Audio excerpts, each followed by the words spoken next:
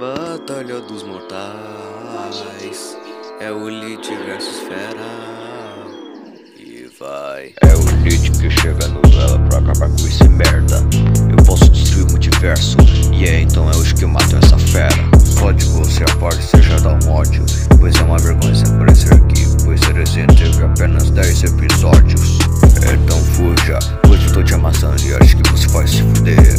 Você vai morrer e não há nada que você possa fazer. Agora sai dessa batalha porque eu vou trazer seu finjado pra tu. E tô surpreso que nem mesmo a própria escuridão consegue viver sem uma luz. É uma fera que aparece pra acabar com esse bicho, porque acha que é o mais forte, mas perdeu pro fim.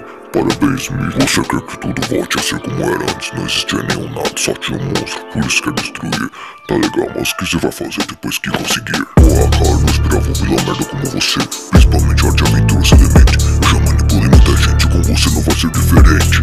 Já tô acabando com esse lixo, e me vencer você nem conseguiria, pois você não vai querer ver a minha forma verdadeira. Cala sua boca, seu merda, você pensa que pode me manipular, seu merda. Você manipula, mas se pá, nem você mesmo sabe onde que fica a saída da floresta. Seu desenho é uma bosta que até a Cartoon Network te cancelou. E olha que pra te matar, eu só desliga a lamparina que já te matou. Que dificuldade não, e com muita facilidade dá pra te matar. Sendo que você já possui uma criança, só que em Libertyval já sabe onde isso vai dar. Eu já acabei com esse inútil, pois você não consegue ser ágil.